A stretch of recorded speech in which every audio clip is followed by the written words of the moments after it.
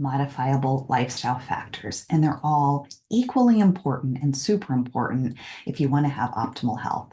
They are diet, exercise, sleep, mindset, and relationships. And today I want to talk about relationships. It often seems like diet and exercise are the most important ones, but they're not. They're all equally important. And the quality of your relationships equals the quality of your life and the quality of your health for that matter. What I'm going to share with you today are my top 10 tips to have thriving relationships.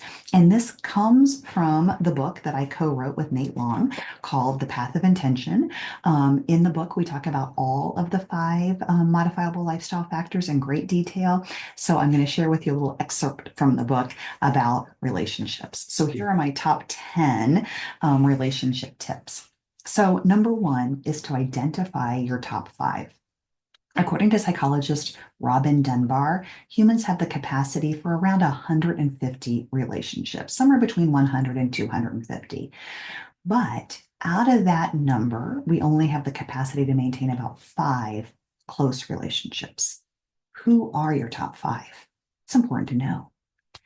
Tip number two is invest in those top five regularly.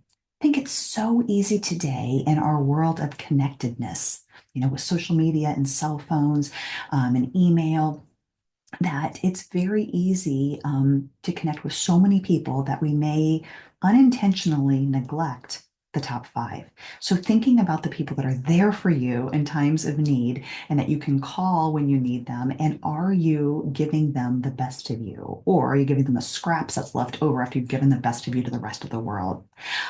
So invest in that top five. Number three is to prioritize yourself.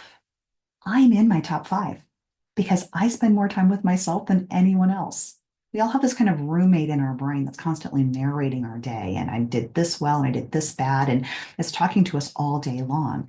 And having a good relationship with that roommate in your brain can make a profound difference in a level of happiness. And so working on that relationship with yourself, I think, is really, really important.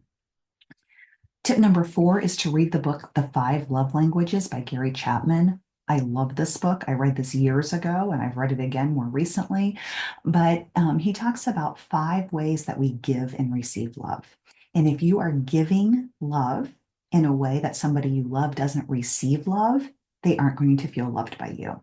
And so it's really important to know how you receive love, but also how the people you love the most receive love so that you can give them love in a way that they can accept it. I think that is really, really powerful. And it's a great, great book.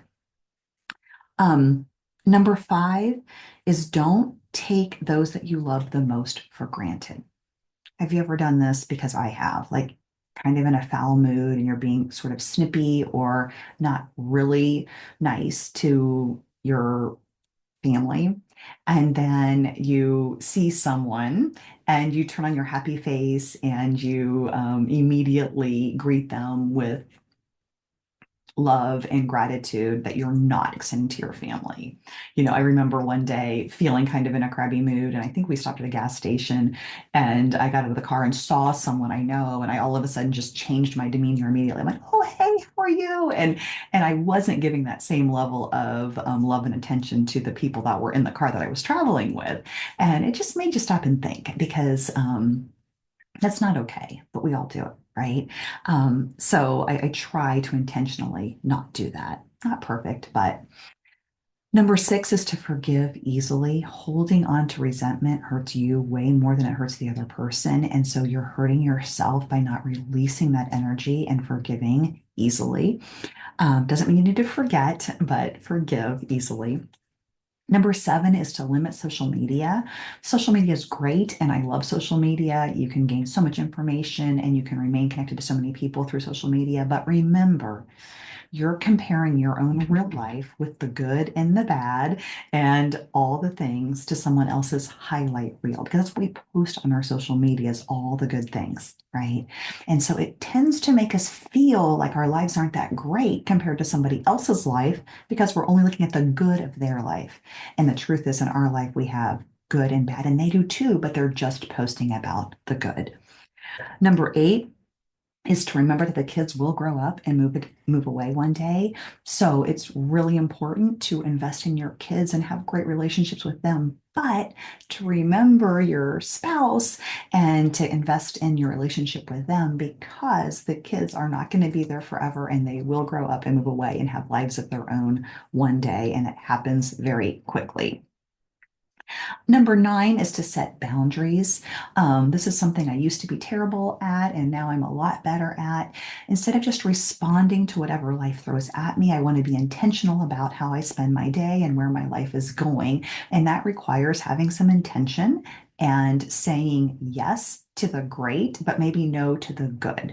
So, kind of a rule of thumb that I use for myself, if it's something that I'm invited to do or asked to do, and it's an immediate excitement, and I feel very strong yes coming from me, I say yes. If it's an immediate, like, ugh, I don't want to do this, I say no. Most things fall in that 90% of in between of like, I don't know. And I think the best thing you can do in that situation is say, let me think about it. Think about it for 24 hours and your decision will come to you. Instead of just saying what you think the other person wants to hear, you decide, is it something that's going to work for you? Okay. And then number 10 is to let other people be other people. We can't control other people. All we can control is ourselves. So there's a new popular book by Mel Robbins right now called The Let Them Theory. It's an amazing book. I read it immediately when it came out, but this is something I've been trying to practice for a long time too. Instead of controlling others, let them be who they're going to be and work on controlling you because that's where your power lies.